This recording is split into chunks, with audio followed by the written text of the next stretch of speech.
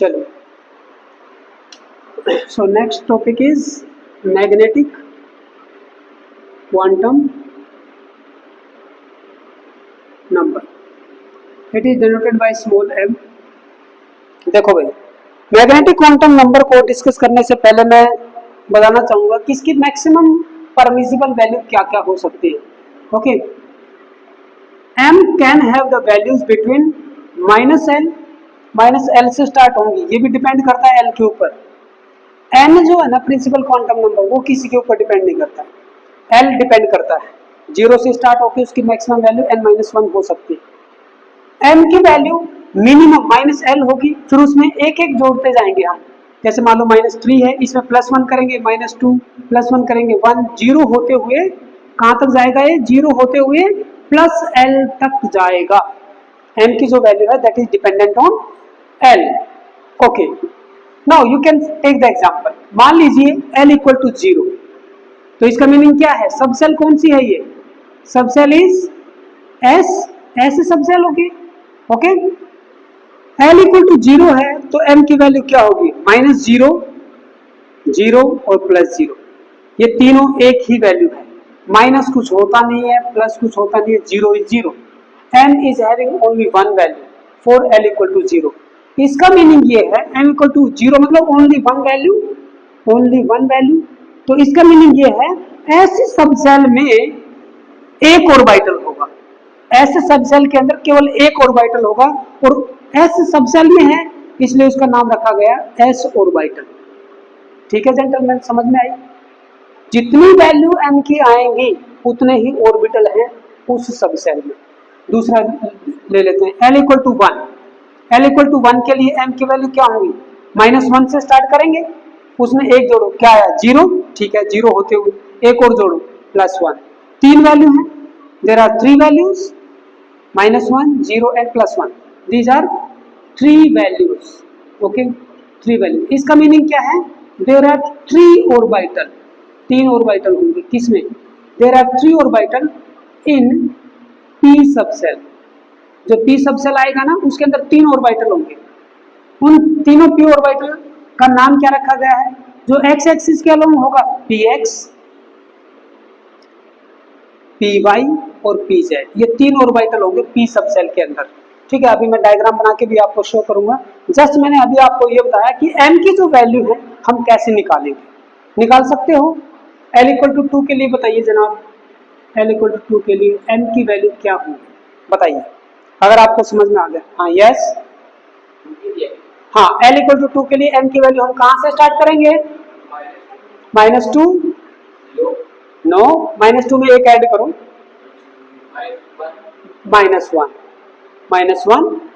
फिर 0, फिर +1, फिर एक और +2, बस +l तक आ गया.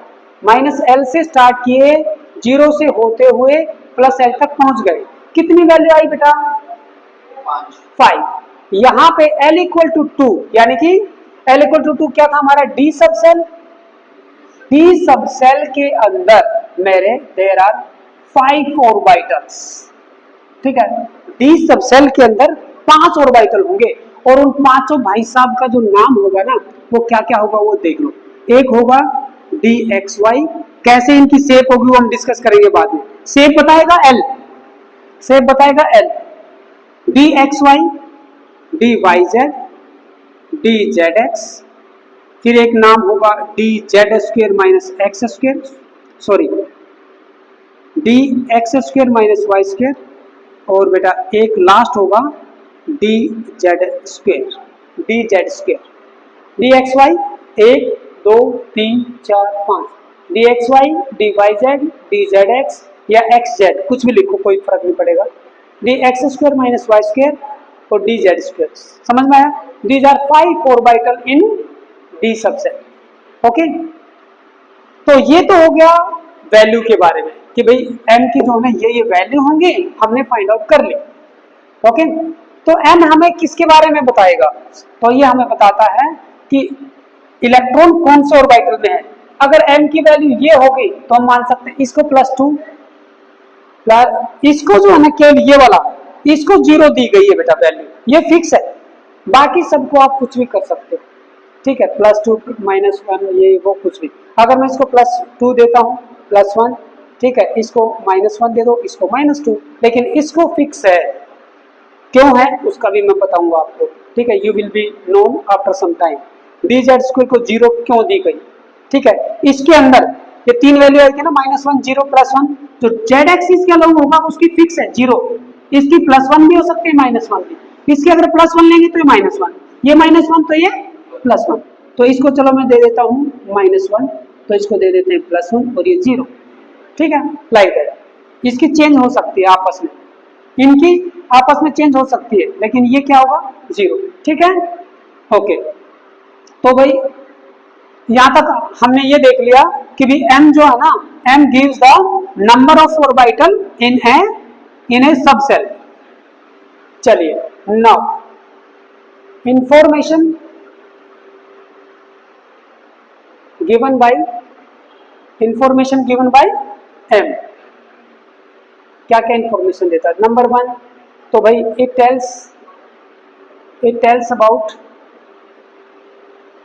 द ऑर्बिटल, ओके, किस ऑर्बिटल में इलेक्ट्रॉन है, उसके कौन से घर में है। It tells about the orbital in which electron is present, okay बेटा, इलेक्ट्रॉन इज प्रेजेंट, ये देखेंगे कैसे, एक एग्जांपल लेंगे इसके जस्ट बाद में, in which electron is present. Second information बताइए, और ये क्या बताएगा, it tells about the orientation. अब इस चीज को थोड़ा ध्यान से समझना, ओरिएंटेशन और direction of the orbital. Orbital की शेप तो किसने बताई थी, एल ने, लेकिन शेप बता दी, ठीक है, लेकिन उसकी डायरेक्शन क्या होगी वो ये बताएगा, ठीक है। जैसे भी तीनों जो ऑर्बिटल है ना, ये जैसे एस ऑर्बिटल जो होता है ना, S orbital it is spherical in shape, spherical होता है, हमेशा स्फेरिकल होंगे, एस ऑर्बिटल जो भी होंगे स्फेरिकल होता है। जो px, py, pz होते हैं ना, ये डंबल शेप होती है इनकी, एक्स एक्सिस के अलोंग अगर है ना, ये न्यूक्लियस जैसे, और डिस्कस करेंगे, जस्ट मैं आपको एक वो बता रहा हूँ, एक ओवरव्यू दे रहा हूँ। ये px है, अगर ये एक्स एक्सिस है तो ये px ऑर्बिटल है, ठीक है। py कैसा होगा, py भाई ऐसा होगा, ये न्यूक्लियस, ये y एक्सिस मान लेते हैं, y एक्सिस के अलोंग अगर लोब है, डंबल शेप है, ये py, pz क्या होगा, ये y एक्सिस, pz होगा ये z एक्सिस, तो z एक्सिस के अलोंग जो लोब अगर हैं ऑर्बिटल के, तो वो होगा आपका pz ऑर्बिटल, ओके। तो px है या py है या pz है, वो तो m के ऊपर डिपेंड कर रहा है ना, m की वैल्यू डिसाइड करेगी ना।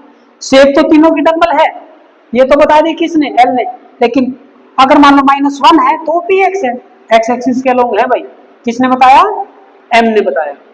तो m tales about the direction और ओरिएंटेशन। ओरिएंटेशन और डायरेक्शन का मीनिंग एक ही होता है भाई, किसकी डायरेक्शन में है, डायरेक्शन तो बताओ, है ना भाई। दो लोब हैं, ये मेरा डंबल है, डंबल आपने देखा होगा जिम में रखा रहता है, तो वो जो डंबल है वो एक्स एक्सिस के अलोंग है या वाई एक्सिस के अलोंग या फिर जेड एक्सिस के अलोंग, ठीक है।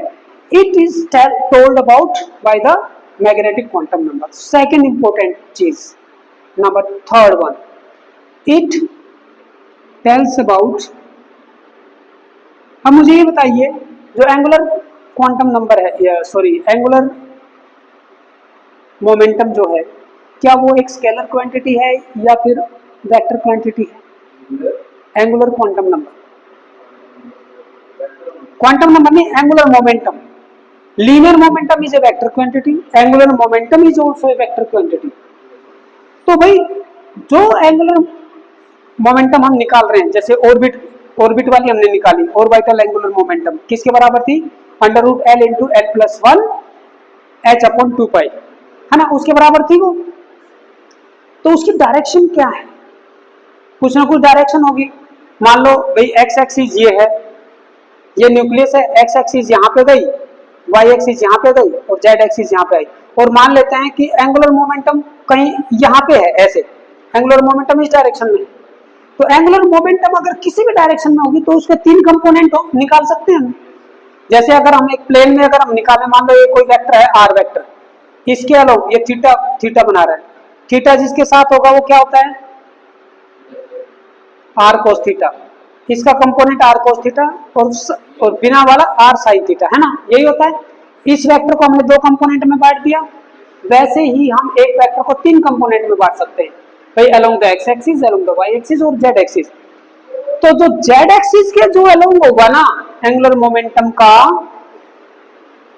टोटल एंगुलर मोमेंटम का, टोटल एंगुलर मोमेंटम का कंपोनेंट जो जेड एक्सिस के अलोंग होगा, that is given by this, it tells about the Z component. ये बहुत ही इंपॉर्टेंट है भाई, Z component of the total orbital, total angular momentum, orbital मत लिखो, total angular momentum, total angular momentum, total angular momentum of the electron.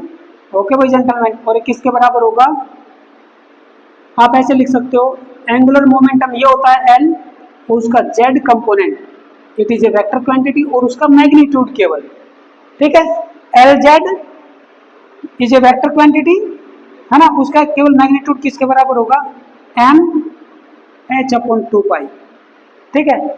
अगर यहाँ पे जीरो वैल्यू रखूं मैं एम की, तो जेड कंपोनेंट जीरो होगा, अगर मैं एम की वैल्यू -1 रखूं तो माइनस एच अपॉन 2 पाई क्या आएगा, वो जेड कंपोनेंट।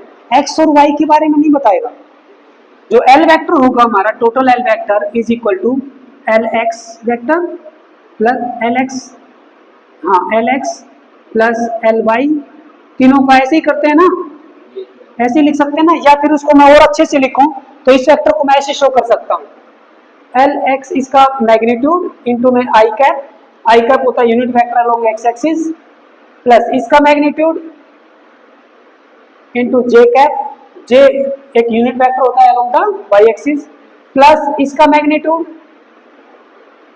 के कैप, ऐसे इसको शो करते हैं। तो एक बात ध्यान रखना जेंटलमैन, इसका जो मैग्नीट्यूड का टोटल एंगुलर मोमेंटम का जो स्क्वायर होता है, दिस इज इक्वल टू इसका स्क्वायर प्लस मैग्नीट्यूड का स्क्वायर प्लस ये मैग्नीट्यूड का स्क्वायर, ठीक है। तो एल जेड तो आप यहां से निकाल लोगे, एल जेड अगर आपके पास आ गया, एल जेड की वैल्यू अगर आप रख दो तो आप इसकी वैल्यू नहीं निकाल लोगे। अगर आपके पास टोटल हो, ये हो, तो आप ये दोनों निकाल सकते हो कि नहीं, इन दोनों का सम, ये भी न्यूमेरिकल आता है, आपको ये दे दिया जाएगा, ये आप इसके अकॉर्डिंग निकालोगे, वो देखना चाहता है कि आप ये कहां से निकालोगे, तो यहां से निकलेगा, वो वैल्यू इसमें रख देंगे, ये वैल्यू रख देंगे, इन दोनों का स्क्वायर आ जाएगा। वो पूछेगा अलोंग द एक्स एक्सिस और वाई एक्सिस के अलोंग स्क्वायर का सम किसके बराबर होगा, स्क्वायर का सम किसके बराबर होगा, वो फाइंड आउट कीजिए, तो वो न्यूमेरिकल आता है। तो इसने क्या क्या बताया, किस ऑर्बिटल में है, ऑर्बिटल की ओरिएंटेशन या डायरेक्शन क्या है, और दूसरा एंगुलर मोमेंटम के जेड कंपोनेंट के बारे में बताएगा, क्योंकि angular momentum is a vector quantity. इस इंफॉर्मेशन को फटाफट उतार लो बेटा, जल्दी नोट डाउन कीजिए, अपनी कॉपी में नोट डाउन कीजिए।